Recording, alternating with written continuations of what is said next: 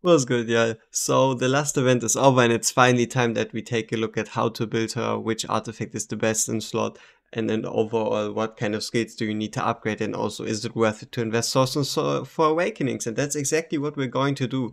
So obviously I hope every one of y'all that wanted her was able to get her, and preferably even some copies if you did aim for that. But enough of that, let's have a look at the kit, even though we probably by this point most of us already know it, but we'll just go over it real quick. So very simple, her basic attack attacks enemies 2 times in range, and her range for that is actually quite crucial. Her range is actually a Dolores range, so you can imagine her as a Dolores on the ground, which then obviously has also in most cases range tiles in her range, so she's not only going to hit range tiles, the normal ground tiles, but also range tiles, preferably referring to your units. Now, if you don't know her kit, you might be wondering why am I talking about your units. That's the second part right here. With a 15% chance to attack allies instead. So instead of actually attacking the enemy she's supposed to attack, she could, with a 15% chance of those 2 attacks, just randomly hit your sealers for 5% of his current HP, for example. Now the next skill, Ecstasy, every time Sinful Lash is triggered, increases attack speed by 40, stacking up to 3 times, so up to 120 increased attack speed after 3 stacks. Now Sinful Lash, what is Sinful Lash? For every 2 ultimates activated by faction allies of the Nightmare Council, including the hero will trigger Sinful Lash 1 time. So for example, Wrath activates her ultimate, you activate Lust's ultimate, she's going to activate Sinful Lash. What is Sinful Lash? Sinful Lash deals 400% damage to a random enemy in range, and if you're wondering why it's 400%, that is because of promotion. So once you get it to promotion 5, it's going to turn from 300 to 400%. Alright, next one. Agonizing Delight gains a 30% damage increase upon dealing damage to all allies with basic attacks lasting for 5 seconds. If the target ally belongs to the Nightmare Council, there's a 50% chance to restore 10% rage. So on a 15% chance to hit an ally, then hitting a Nightmare unit has a 50% chance to restore 10% rage. So in general, she's going to hit a lot of allies. She's mainly going to keep that 30% damage increase up at around the 100% uptime if your attack speed is high enough. And in general, it's not really that hard to keep up, and the chance for her to restore rage is obviously from 15%, then 50%, so it's rather low, but she attacks really fast, and also she'll attack more times with her ultimate. During the ultimate deals 40% more damage, and each basic attack lands 4 slashes in a row, lasting for 20 seconds, so then she has 15% chance to attack allies on 4 attacks instead of 2, so higher chance to actually hit allies, and in general a 1.4x multiplier when it comes to damage. Lastly, we have Flames of Desire. If you obtain Arrogance, you're going to deal 20% more damage through her ultimate, as well as dealing, as well as obviously burning with every attack she hits enemies with. So that is all quite well and beautiful. And on the note of her bond skill, so if you have a bond skill, she's an easy character to completely max out. Every single skill maxed out, especially you can't really ignore anything. You want the attack increase, you want the damage increase, you want the rage regen, and furthermore, you also want the damage on the basic attack, because that is what she's dealing damage with. Because this is only giving her a multiplier and lets her attack 4 times, but it's still the basic attack, so you do want the 20% damage increase. And that's in general my tip. If you have an Arrogance, then she's definitely worth it to completely max out. If you don't have an Arrogance, you could stop at getting ultimate level 4, even though she's honestly good enough to completely max out, but that's that. Now, awakening wise, as you can see, we were able to pull her 3 times. Now, let's talk about her awakenings. Her A1, Sinful Lash, inflicts defense reduction on enemies. Now, might sound pretty powerful, and you might be calling it the strongest awakening in the game, but that isn't actually the case. So, what happens is, Sinful Lash is her talent, and for that talent to trigger, she needs herself and another Nightmare unit, or 2 different Nightmare units to ult twice. And for that you need a lot of you need at least, preferably, so basically the more Nightmare units you have on the field, the more often her Sinful Lash is going to trigger. And then there comes already the first small problem, and that is if you're running the most popular damage booster, which is Dolores, you're mainly going to be restricted to 3 fighters. And if you're running 3 fighters, especially yeah, in 3 fighters, you're going to get 2 more Nightmare Counter units. And then if you want to introduce an Infernal team into the Nightmare team, then you preferably want to run Zillitu. And if you run Zillitu, then you're only really going to run 1 other Nightmare Fighter. So basically, you need to not only build your team around the fact that you're running Nightmare Fighter so you can trigger Sinful Lash more often, even if you have a team where she triggers Sinful Lash rather often, the defense reduction only has a 5-second duration. So in a 3 Nightmare team, throughout the guild boss, she's going to trigger her ultimate, she's going to trigger this defense reduction around 10 times. And that's then a 50-second uptime out of a almost 5-minute fight. So it's around a 20 to 25% uptime when it comes to the debuff. So it isn't as strong, which doesn't mean it's a bad one by any means, because obviously defense reduction doesn't just help herself, it also helps your allies. Then Awakening 2 straightforward 300 attack. Awakening 3, upon reaching ecstasy, full ecstasy stacks, she gains an additional 20% attack speed, which should be a 1.2 multiplier to her attack speed, which would obviously make her attack rather fast. But from my testing, A3 actually isn't worth it and doesn't really give her much of a damage increase at all. Probably something in the 5 to maybe 10% increase, and that is because the higher you go in attack speed, the less your returns are going to be. So if you're thinking in investing a source on going from A2 to A3, I would say no, just do something else. A4 penetration 8% obviously is quite strong, ignoring armor and resistances, giving her more damage. And so the A5 is where it gets crazy. The A5 is pretty much her biggest power spike, and if you're wondering how big the power spike is, I'll show you.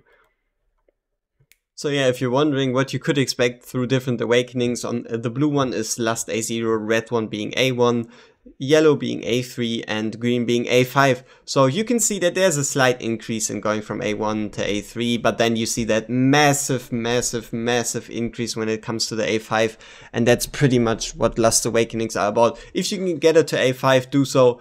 If not, the awakenings aren't anything super crucial, and yeah, honestly, that's pretty much about it. So if you already upgraded one of the Infernal Lords to A1, so getting the vulnerability on their ultimates, which is pretty much the most important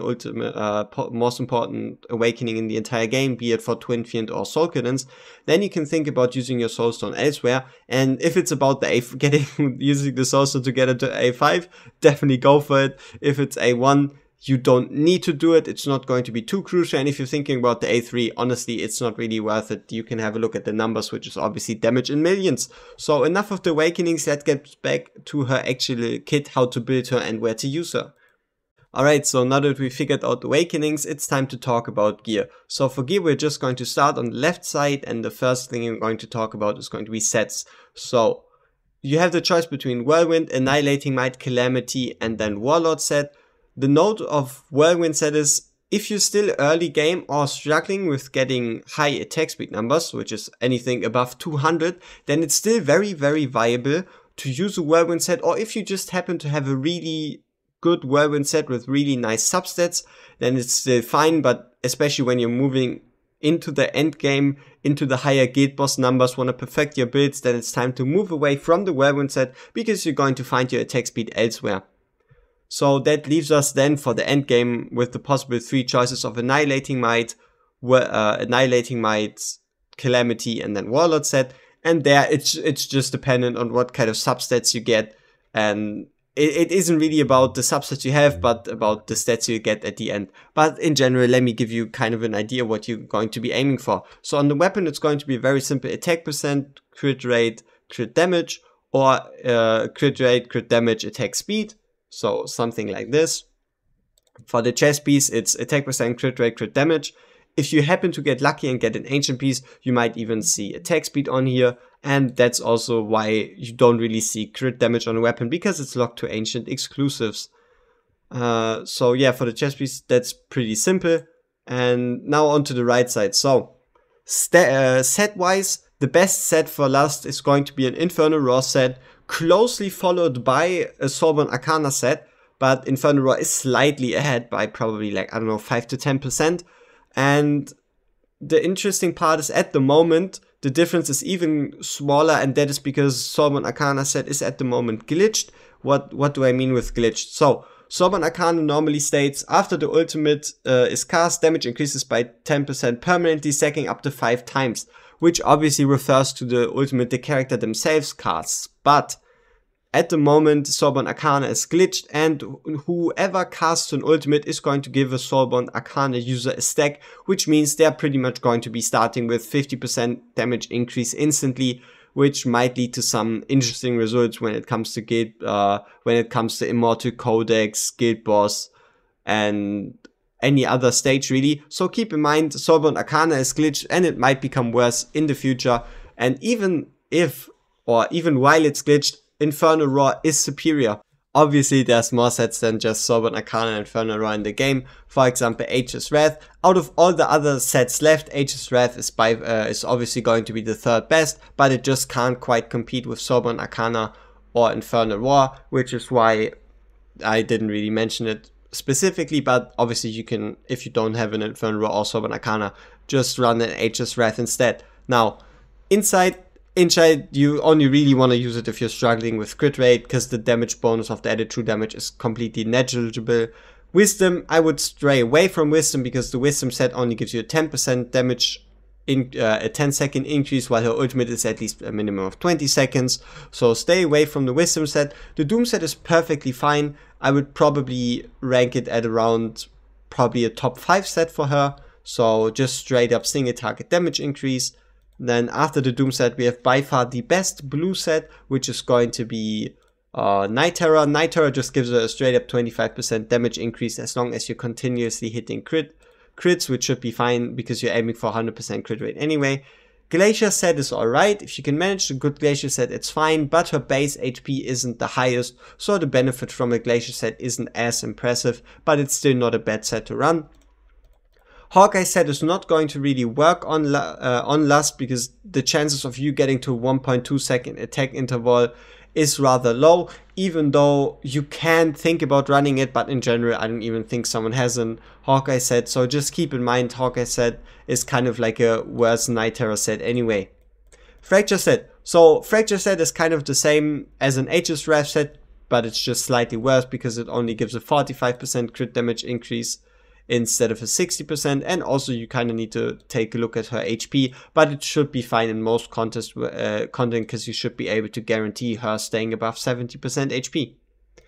Now Curse set, obviously Curse set doesn't really make sense because there's not going to be a lot of scenarios where there are 6 enemies in a range. There might be some very specific content, for example if you use her in Gear Rate 1, but even then I wouldn't really recommend running a Curse set anyway. Fatality is quite nice, just gives us 3% attack as well as 12% penetration, or basically magic and physical defense resistance, but getting a Fatality set together is hard enough. And even then it's not particularly strong, which then already concludes all other artifacts. So, all other sets, so yeah. Alright, so stat-wise, very simple. You're going to run a combination of 2 times attack percent, 1 times crit damage, even for Guild Boss, and even with the Dolores. I'm not quite certain of the reason, but it is, I'm mainly thinking it's the modifiers, or better said the multipliers that Lust has, being only a 60% increase in comparison to, for example, a Zillitu who gets a ridiculous 380%. So the main takeaway is Lust needs at least 200% attack. That's what you gotta keep in mind. If you build it, you want at least 200% attack, so a minimum of plus 9,800 attack in the green number right there. So obviously the substats are going to be preferably on an attack percent piece, attack percent, crit rate, crit damage, attack speed, and then attack flat or rage region if you can manage. Same goes for crit damage, just obviously with attack percent and crit damage swapped. So then let's look at the final stats. Final stats, we have the mentioned 200% plus attack. Over 200 attack speed, we have 291, but anything over 200 is fine. But the closer you get to 250, and then preferably if you can push it further by having attack speed on your weapon or on your armor and still getting similar stats, that's obviously preferred. So something closer to 300 attack speed. Crit rate is very simple and straightforward. Get 100%. Get 100%. And then crit damage, it's going to end up somewhere in the ballpark of around 190% because you're running 2 times attack percent instead of 2 times crit damage.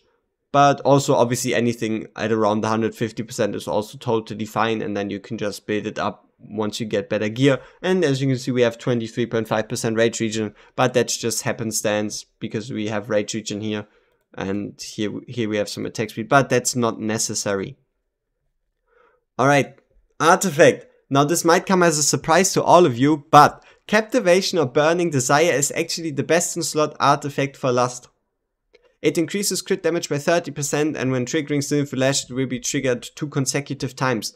So this is also a further point that should help you decide if you should go, or pretty much that points out why you should run double attack percent and only 1 crit damage piece. That is because you're getting additional crit damage from your artifact anyway. So especially if you take a look at the effect, it states that when triggering Sinful Lash, it will be triggered 2 consecutive times, so a 60% instead of a 30% increase, which could oversaturate your crit rate, which is why you're going to go higher in attack to increase the base damage that then gets multiplied with everything else. So keep in mind, you do want to run at least 200% attack. Obviously higher values also should be rather beneficial instead of hurtful. On a side note, if you're running your Lust in Aegis Wrath or Fracture set, it might be beneficial to run 3 times attack percent instead of 2 times attack percent, again with the already mentioned reason of oversaturating crit damage, because you're getting crit damage through the set effect from both sets. So, if you're wondering exactly how good the Captivation of Burning Desire is, the answer is it is as good as a 25 Wailing Skull or 25 Ramtier. So the artifact we got from the event, or the one that you can actually obviously craft in the forge, is at plus 10 already as good as a 25 Wailing Skull or 25 Ramtier. So yeah, pretty straightforward. Captivation of Burning Desire is her best in slot art.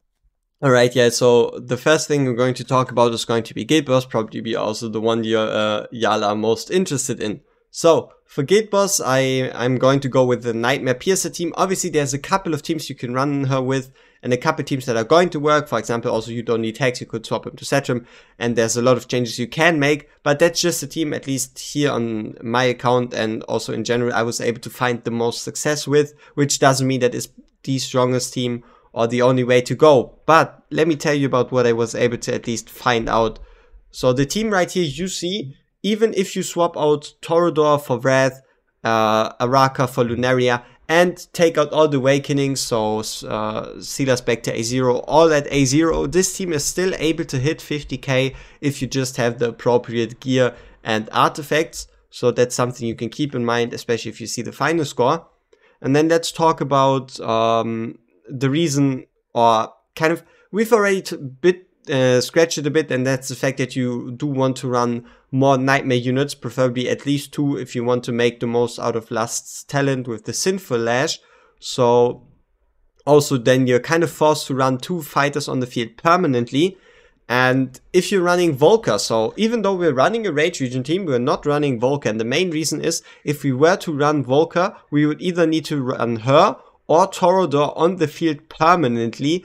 And what I found most successful, or what I found to work best, is to actually take out Volker and put in another fighter instead. So in this case we have Salazar here, could also be a Valeria, honestly whoever you have, right? But that's what I was able to find the most success with, and that is replacing Volker and running a fighter I can run on the field with. But you could also just run Volker instead and run Wrath instead of Torador, especially if you don't have a Torador, and then just field Wrath. It's going to work fine either way. And yeah, for the rest of the team, it's honestly quite simple. Basically a standard Rage Region comp, just without a Volker.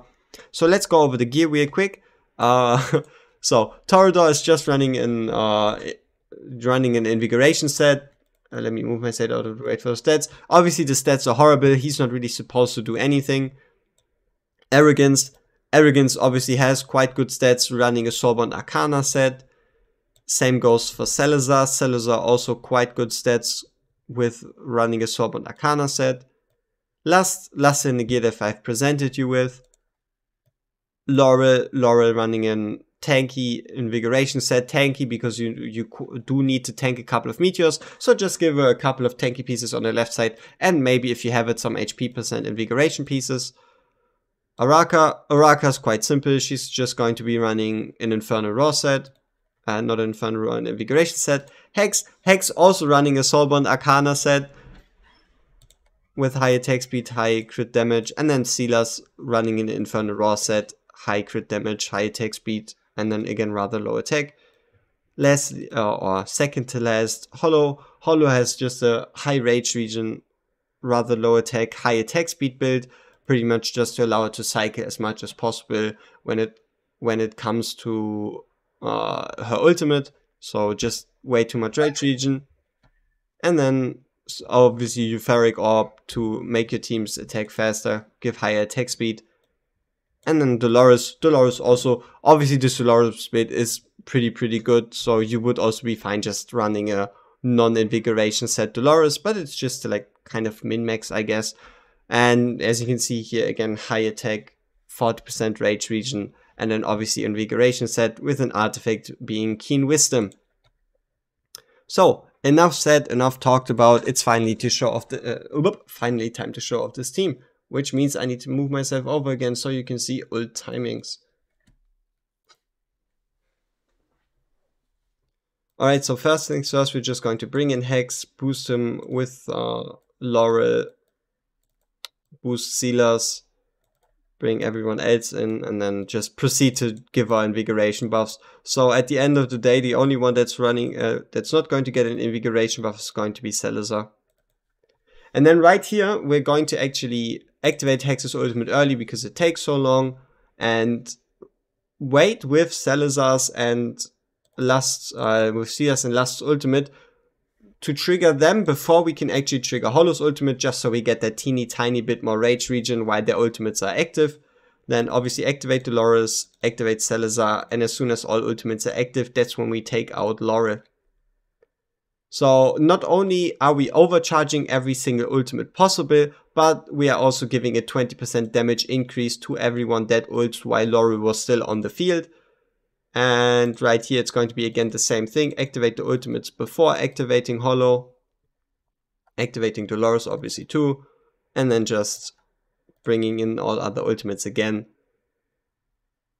So this pattern, or at least in comparison to Chaos teams, this team is really simple, and you're kind of going to see the same pattern happen again.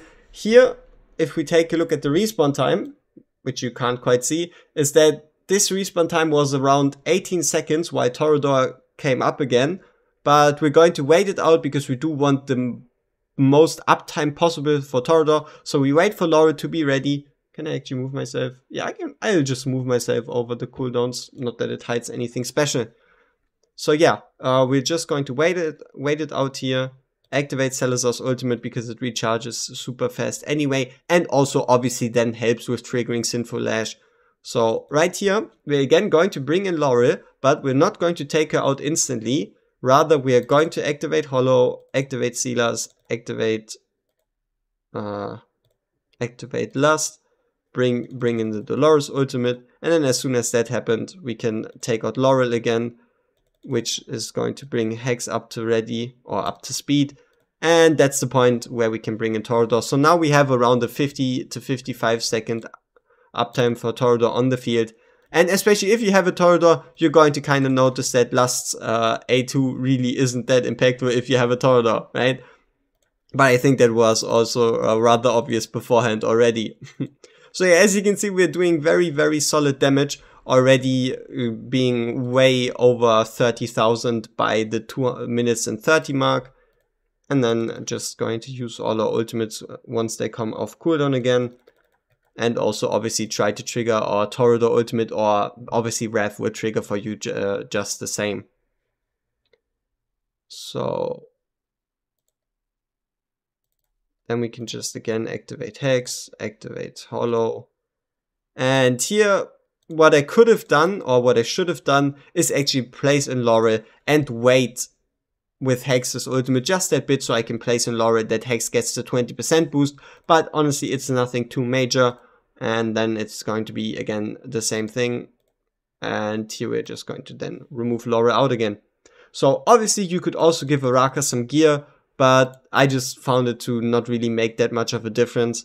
So you could probably squeeze out a couple, like 2 to 3 million, potentially more damage, maybe even a bit more, but I haven't really bothered with it. So yeah, you could still improve the damage, I guess, but keep in mind, at least if you're running in Araka, she's not going to be in Dolores range anyway, so her impact isn't going to be anything super majestic. And then right here again, it's just activating our ultimates. So at least in comparison to other teams, it's just a very straightforward process of just doing the same thing and then just repeating it. Here again, activating Hollow. So some of y'all might just place in Laura here, take her out again. But because we're already past the 50% rage mark, we're again going to just bring in Laurel and then wait for everyone's ultimates to be ready so we can trigger them back to back, giving us a higher ultimate uptime and then also a bigger damage window. And then take her out again right here, finish off with Torador, going to 2x speed and then letting the fight run through. As you can see, we are already way past 50,000, crossing into the 60k mark. We might even break 70k, which obviously has happened before. But there might even be a complication right here, which could be, for example, Dolores dying. That also happened before if if Hollow decides that she doesn't really want to do her job properly. But it looks quite well for the moment. So yeah, we're again just going to activate all ultimates we can. Here it's going to be again quite dangerous. As you can see, Dolores died, so it really is RNG dependent if you're running a Hollow, if she's going to heal the right person at the right time. So don't really fret too much about it. And as you can see, we were able to hit 71,000 damage, which is obviously pretty good. Now, obviously, you might be wondering, how is the damage split? Let's have a look. So, unsurprisingly, Silas A5 beats out Hex A2, Lust A2, and then obviously A0 Arrogance. But yeah, as you can see, pretty solid damage right here. And also, one thing that might come to mind is the fact that Salazar is actually doing damage. So Lust is not only helping Salazar or helping the units in general by obviously applying that defense down, but she's also in some cases hitting him, so he gets that extra rage to just do one more ultimate, which obviously is a lot of damage because Salazar is rather reliant on his ultimate damage. As you can see, Torador basically did no damage at all. Arrogance with a rather solid performance at 111 million, and then Lust at around 125 million, which could go up to around the 130, 132, 33 million, depending on certain trigger timings and just the way the fight wants to go. But yeah, honestly pretty solid, and I feel like she's really not that bad. And what you gotta keep in mind is the fact that it's not just Lust doing damage, but it's also the fact that you're bringing 2 additional fighters, so you kinda need to count the damage that a Salazar and an Arrogance are doing when you really wanna compare her straight away, for example, with the Zillitu. So a Zillitu individually might be able to do more damage, but you also need to run a Twinfian for that Zillitu to do that damage, so you kinda need to put Zillitu's damage and Twinfians together, and then, for example, Lusts and Arrogances, and you're going to see it's not actually that big of a difference. So yeah, where did we actually end up world ranking wise? Nowhere, because we haven't actually attacked. Now, that is rather unfortunate. But I mean, you've seen the damage, and let's get on to the next part. Alright, so now onto the obviously by far weakest area for Lust, which is going to be gear rates. Gear rate wise, she's not really usable in gear rate 1. At least unless you have a Torador and want to make some weird Nightmare faction team useful, but I wouldn't really bother with it. For Gear Rate 2, she's able to deal with the earlier waves, so when it comes to like the first 2 chargers that come in, Lust can definitely deal with them, but honestly there's a lot of units that could do, for example, even a normal Wrath. And Gear Rate 3, a ranged fighter that doesn't hit air, just hasn't anything to do there. So Gear Rate wise, Lust is pretty weak, but there's also that Gear Dungeon. And Gear Dungeon isn't actually a Gear Rate 4, and apparently might have some connections to fighters. So get ready to potentially see a Gear Rate in which fighters are actually good. Now onto a dungeon, obviously, where fighters are a mainstay. Lust is pretty much very good for AMR, has high damage, does a lot, also supports her fellow Nightmare units if you're running her. So if you still haven't beaten AMR 18, Lust is definitely going to help you there, and she can take a majority of roles, be it on the further outside of the fight when it comes to around the boss, or on the top left, top right. She's just going to work, and she's going to give that extra rage region, which might be just what you need to make it past and clear the fight. Then what else do we have left? Obviously faction trial. So when it comes to faction trial, Lust is going to be definitely very helpful for the trial of Nightmare, especially because you can just place her behind a tank. So for example, a Baron, or even someone like a Gluttony, and then she's going to be able to hit the enemies.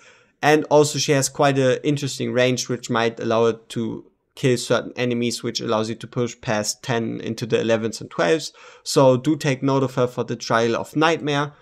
Tide, obviously anyone is good in Tide. Campaign and resource rates, obviously she is quite amazing. And now onto the note of Void Rift. Honestly, any stage where you need fighters, she's going to be amazing. In the other stages, you're going to be able to make her work, but it's going to be a bit more difficult. And what I do plan for this week is going to be using Arrogance and Lust, including Nightmare, Void Rift, using them in every single stage. So if you're interested in that, by the time this video is out, I might have already released it. If not, you just gotta wait a couple of days.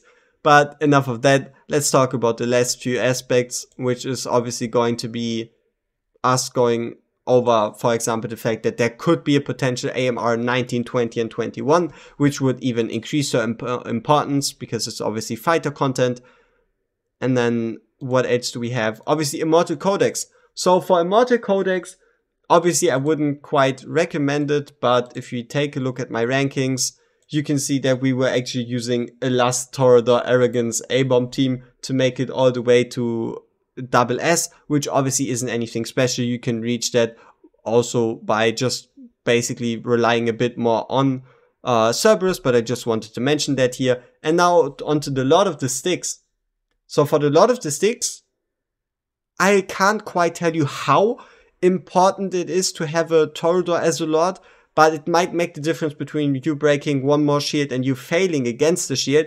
But I use the combination of Lust as obviously the main damage dealer if you take a look at the damage with 73 million, then Arrogance and Deimos, as well as obviously a Satcham just to increase the points we can break shields, and then obviously an Element is what I use to break through the shields and then hit up to 1.6 million, which is around 200,000 damage. Yeah, it's around 200,000 points away from breaking triple S, which might be possible if I had a higher Satcham Awakening or just delved in deeper. But you can just, I think what you can take away is that Lust can definitely work, especially if you're running a different Lord and trying to make a different Lord work. For example, let's have a look at my team that I was playing around with. Something that works quite well is actually Lust and, for example, a Deimos. Lust and Deimos both in Ultimate hit 4 times with their basic attacks, which really stacks up. So if you're really looking for someone that is powerful as well as is able to do a lot of shield points, you might not even need to run your Lust below a Lord and just run her as a general shield breaker instead. So that's Immortal Codex. Obviously, the other Codex, Hellfire Emperor, she has nothing to search there because she's not a defender. And then in the Healing Codex, she's also not going to work because she's not a healer. Which then already, I guess, brings us to the last point, which is Arena. So for Arena, there's obviously only one arena where she's actually going to work, and that is going to be Single Target Arena. Now for Single Target Arena, she's going to work, she's going to be able to do a lot of damage, and she's actually going to be an asset to your team. But what you gotta keep in mind is the fact that she has a 20 cost. So in comparison to, for example, Valeria or a Gluttony or even a Cyrene, she's not going to be an opener. So you do need someone else to deal with the first waves first before you can then bring her in and allow her to shine. So she's not going to have the hugest impact because the unit you place first is honestly kind of the most important unit for your arena strategy. But she's definitely going to make it work. She's going to do solid damage. And if you're struggling with Single Target Arena, she might very well be a very solid addition. Which obviously at this point concludes my last guide. I hope you enjoyed this one. Honestly, I was very surprised finding out that her exclusive artifact was the best choice. And yeah, if you enjoyed this one, leave a like, consider subscribing, leave a comment, and we see each other in the next one. One of the projects I do think about or am working on at the moment is kind of which is going to be 10 different teams that are able to clear Gear A2, just so we can all start moving past the fact of being stuck at 219 or not having cleared 221 yet. And then also making a guide in regards to every single exclusive artifact, but it's just very time consuming. But now that I finally have all the resources I need on my test server, I can start working on that, so stay tuned.